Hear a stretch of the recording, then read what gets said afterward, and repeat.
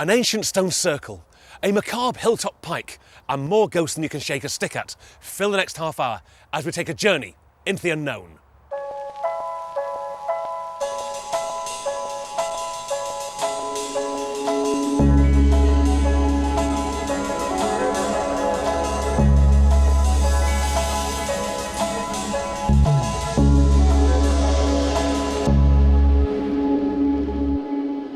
Welcome, one and all, to another frightful night of mystery.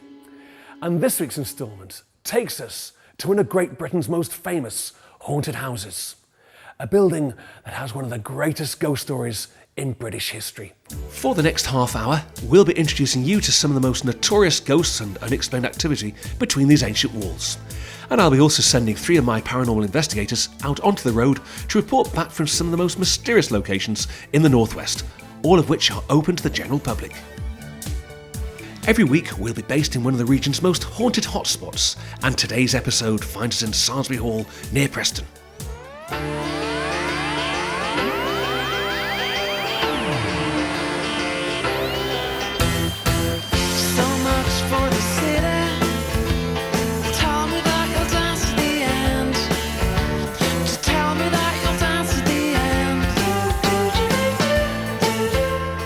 Numerous ghosts and apparitions have walked the famous floorboards in this magnificent building, which makes it hard to ignore the potential of this excellent location. Most of the stories revolve around the Southworth family, and it's really with the Southworth family our story begins. For 350 years, Samlesbury Hall belonged to the Southworth family, and they've left their very impression in the fabric of the building. The hall was built way back in 1325 by Gilbert de Southworth. He had the hall built for himself and indeed his wife-to-be, Alice de Ewis. Of course, Gilbert was the High Sheriff of the county. In that period of time, there were many alterations and indeed many conversions, but it was really his descendant, Sir Thomas Southworth, who made most of the alterations when he inherited the hall way back in 1517.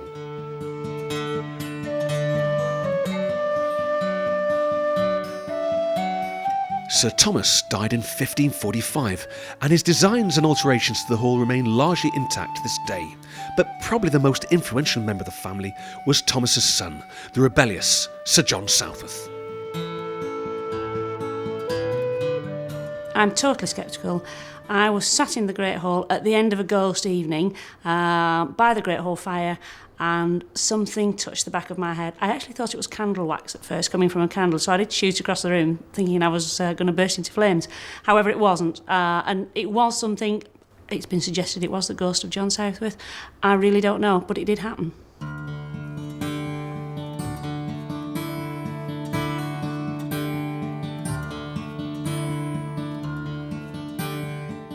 Photographing the events around Samlesbury Hall have brought up many anomalies. Some of these anomalies are described as orb activity. It is certainly the belief of many that this is a spirit world in its purest form, which tends to move around the room, following people, sometimes watching over their shoulders, sometimes hovering over their heads.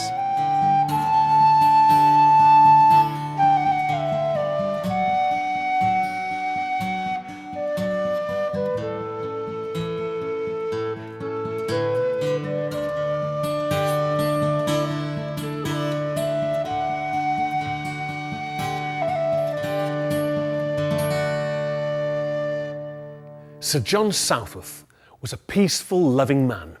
He loved his hall, he loved his estate. But sadly, one aspect of his life brought him nothing but pain and a tortured existence: his religious beliefs. At the time of the Reformation, King Henry VIII established the Church of England, practically barring the Roman Catholic faith. Sir John, like his neighbours, refused to accept this new religion and preferred to stay with the religion they'd been brought up with. Sir John was amongst the first of the Lancashire Catholics to be caught of suspicion, and after being imprisoned several times, he was ordered to live in London in 1584 because he was greatly allied and friended in Lancashire, which was considered to be too dangerous. He was spared the death penalty, mainly because of his father's loyalty to the king. But Southworth's devotion to his Catholic faith would haunt him and hound him for the rest of his life. Our next location is just at the end of this balcony, the priest's room.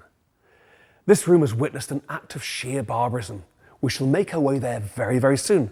But in the meantime, let's join Mike Toolan at Hollinshead Hall and the story of a ghostly spectre. Surrounded by the remains of a once majestic hall, this well building is the only surviving link to its mysterious past. Inside this Christian-style outhouse, it's not just the pagan fountain which fires the imagination, but also the number of unexplained bizarre sightings that have been documented. Situated near the sleepy village of Tockholes, just south of Blackburn, Hollinshead Hall has had more than its fair share of secrets and paranormal activity. There's evidence there's been a manor house on this site since the 14th century. Throughout the 17th and 18th centuries, the building changed hands numerous times and was continually redesigned until it was bought by a local mill owner in 1845, and it remained in his family until its demolition in the early 20th century. Behind the well house is this pool, which is probably the original holy well, lined by ancient stones. Hordes of medieval coins have recently been recovered here after an extensive search. But if you're thinking about coming down here with a metal detector, don't bother, they've all gone. The most popular theory is that this building houses a holy spring, or magic wishing well. 5 springs sourced the well, and people would come from all around to take the water, which was said to have healing properties. But the well itself houses darker secrets. On the back wall is the carving of a lion. Its grotesque head rests between its 2 front paws, where water used to splash down from its mouth and into a pool on the stone floor. The story goes that a young boy from the Hollinshead family fell in love with a maid from Tockholes who became pregnant, like you do. The head of the family disapproved of their love and flew into this fearful rage and threw the boy into the well house overnight as punishment. It's not been recorded what the boy actually saw that night, but when he was released the next morning, his mind was completely deranged. He went clinically bonkers. And it's said that the girl in question was distraught. So much so, on the day that she gave birth, both her and her baby tragically died. But the stories don't stop there. The year is 1912, and 2 workmen engaged in demolishing the old hall realised they wouldn't be able to get home, so they decided to spend the night in the well house. As his friend slept, the other workman was restless. He had a strange feeling that they were not alone, and although he had his eyes closed, he became aware that the room was illuminated, and as he opened his eyes, he saw a lady standing by the well. She turned towards him, and he thought he had known her, but he couldn't remember who she was or where he'd seen her. After making a wish and praying, she left. No less than 8 apparitions were reported to have been seen that night, and in the morning the terrified men hurried out of the well house and quickly made their way home. But this was not the end of the story. 30 years after that dreadful night, the workman decided to return to the well house. On approaching the place, he saw stood there 2 RAF men chatting away with 2 young ladies. They were looking towards the house, and then one of the girls decided to actually go into the house. As she emerged and turned to face the workman, he recoiled in horror, for there in the flesh was the same lady who had visited him on that fateful night 30 years ago. The woman in question was Brock Hollinshead, a direct descendant of the original lord of the manor, and yet she was only 18 years old. The ruins of Hollinshead Hall can be found just off the A675 towards the village of Tockholes. It's accessible all year round, and it's just a short walk off the road.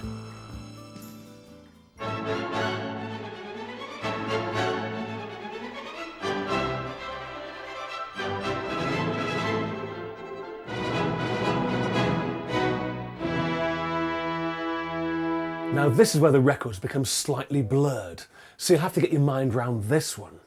Behind me we have the priest's door, and the priest's room has always been associated with John Southworth, but not the John Southworth we talked about before.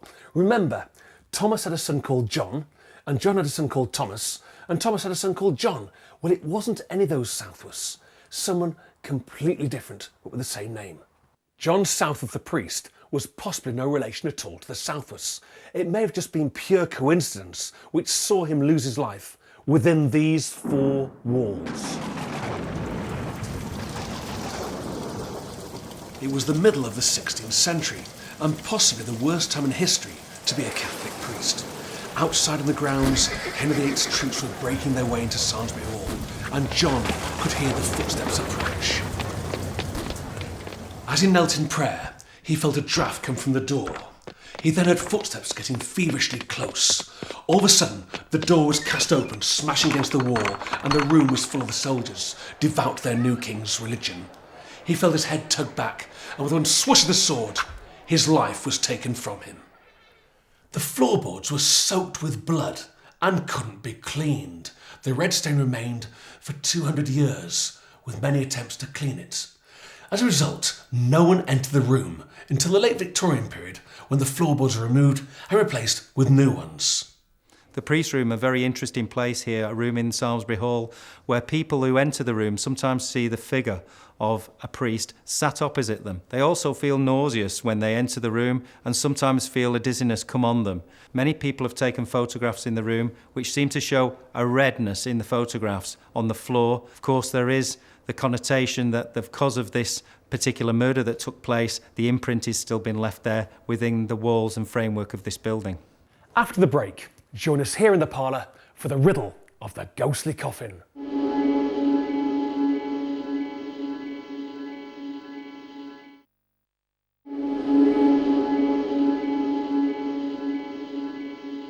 Welcome back to Into the Unknown. Later on, we shall be unearthing an ancient stone circle, visiting the site of a ghostly phenomenon. Also, I shall be introducing you to one of the most famous ghosts here in Great Britain. But our next paranormal story really centres around the parlour and this magnificent fireplace behind me.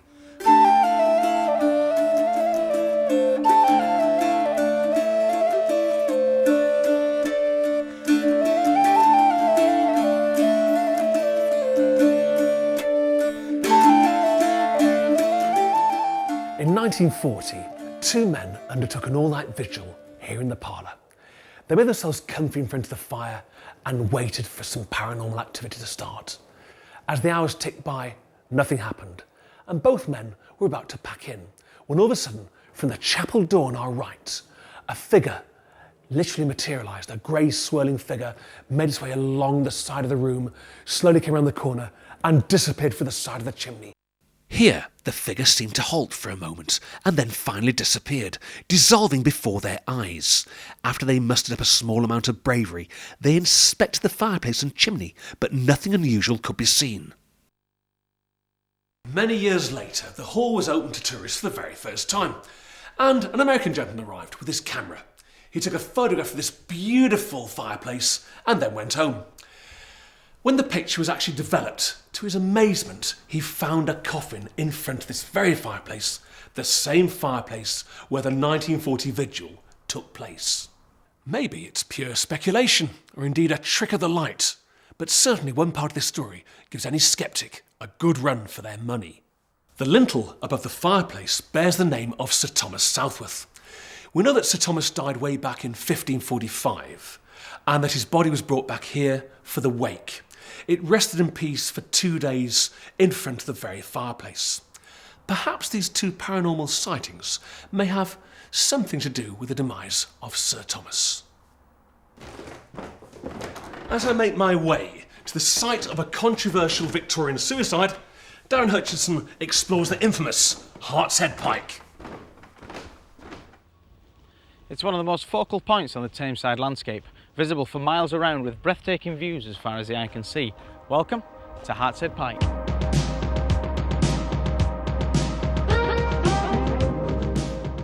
There are no accurate records as to the date of construction, and on first sight you do wonder why such a structure was assembled on these Tameside hills.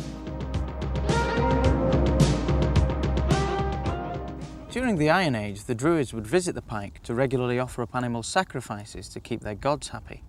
Many years later, when the Romans invaded these shores, the pike took on a different role as a beacon, a kind of shining light to lead the way. Because it was such a focal point, they were able to use it not only as a reference point, but to find their way between the fort at Buckton above Moseley and the Roman road at Limeside in Oldham. After the Romans left Britain in 409 AD, Much of Tameside was inhabited by the Anglo-Saxons. The Saxons would use the pike as a place where they would meet, to appoint new leaders and create laws of the land. Today, the pike, which has witnessed 2 world wars and seen the culture of the landscape change beyond recognition, has been the focal point for numerous UFO sightings, although it's quite possible that they may have been mistaken for aeroplanes landing at Manchester Airport. With its checkered history, paranormal activity and animal sacrifice, when you decide to visit the pike, it might not be a good idea to walk the dog. If you're bold enough to risk it, then the pike can be reached from the village of Lees just outside Oldham, and you can park your car very close to the summit. So far, we've only been absorbed with stories associated with the Southworth family, but there have been more owners since the sale of the building in 1678. Let's now skip 200 years into the future, because we're more interested in ghostly goings-on than simply facts and figures. We now find ourselves in the year 1878, and isn't it a coincidence that this next gruesome story happened 200 years after the Southworths left? A wealthy Blackburn businessman called Joseph Harrison bought the hall way back in 1862. He then handed the hall down to his son, William Harrison, and William followed in his father's affluent footsteps, becoming very, very wealthy in mining, etc. He ploughed a lot of his profits back into the hall and is responsible for a lot of the renovation we can see today. Unfortunately, William's lifestyle was very lavish and he lived far beyond his means. In the summer of 1878, a letter arrived informing him of the stock market crash. He lost a fortune. Sadly, on that fateful day, he decided to end his life on this very spot by shooting himself. It is believed that the ghost of Harrison paces this very room. Certainly, there have been many occasions when people have felt strange actions in this room, and occasionally furniture has been dragged almost by unseen hands. But as always, we've saved the best to the last. The ghost of Lady Dorothy Southworth. Her story is known throughout the length of the British Isles. We'll soon be at the site of her hauntings. But first, let's join Caroline Hacking as she uncovers one of the country's most famous stone circles. Stone circles are a common sight in the British Isles, with nearly 1,000 circles throughout England, Ireland, Scotland and Wales. Built by the Stone and Bronze Age people thousands of years ago, these astounding feats of engineering are still shrouded in the mists of ancient cultures. Considered to be one of the finest examples of stone circles in Western Europe, Swinside Circle in the Lake District is really a place you should be visiting.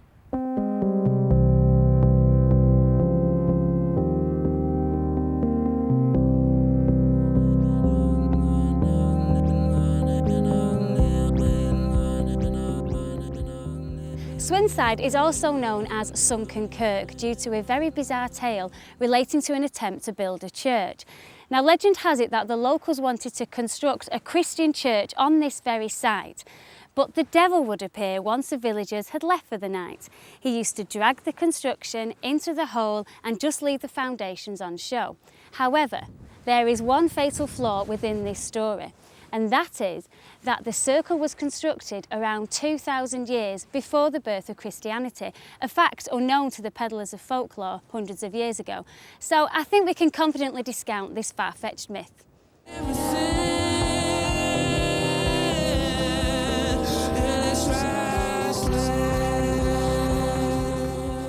Originally consisting of about 60 stones, today there are 55, with 32 still standing.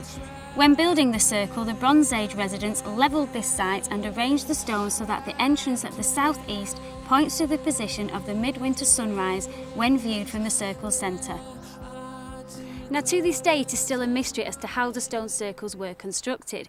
It is believed that they were not chiselled into shape, but instead they were chosen on their natural form in the surrounding countryside, sometimes hundreds of miles away. Now, theories include harnessing dozens of oxen and sometimes hundreds of people, dressed slightly more traditionally than these here, to a sledge, dragging the stones to the desired location, and once here, holes will be made in the ground for each individual stone. Somehow the stones are then winched into place, earth is patted around the stone to make sure they're secure for thousands of years' time. Swinside Stone Circle is open all year round. If you're driving, then follow the turning towards Broadgate off the A595. The circle is inaccessible by car, so park up and take an easy mile-long walk following the signs. If you do decide to visit, please be courteous and respect the surrounding farmland. Now, there is some controversy about our next story, but we're going to tell it anyway. And it concerns one of the finest ghost stories in the British Isles. The story of the White Lady at Samlesbury Hall. Who was she? Well, she was none other than the daughter of Sir John Southworth, Lady Dorothy Southworth. Her ghost has been seen wandering along the side of the road here to my right, also in the grounds of Samlesbury Hall, but also in the hall itself. She had the misfortune of falling for a local lad called De Horton from nearby Horton Towers. Now, this romance was doomed from the start. Young De Horton was a Protestant, and of course Lady Dorothea a Catholic. When her father heard about this relationship, he was enraged. You will never ever marry into a Protestant family, and he banned her from seeing him again. If anything, this ban fueled their love even greater, and they would meet in secret here in the grounds of Samlesbury Hall. They planned to elope. They had no idea that their plans had been heard by Lady Dorothea's brother, and he prepared an ambush. As young De Horton arrived with his two companions, they were pounced on, cruelly murdered, and buried here in the grounds of Samlesbury Hall. There have been dozens of sightings of Lady Dorothea, and on clear nights she can be seen floating to this side here, where she will meet a young man on bended knee, where they will embrace and walk away together. The twist in this tale is well worth the wait, because the spot they are regularly seen in corresponds with the history of the hall. When the road to our right was opened in the early part of the last century, workmen came across 3 skeletons. They believe the skeletons were none other than the skeleton of De Horton and his 2 companions. Samlesbury Hall can be found just off Junction 31 on the M6. Follow the signs to Blackburn and the hall is easy to find just off the road. It is open all year round, 6 days a week, with the entrance fee well under £5 and reductions for children. That's all for this week. Good night.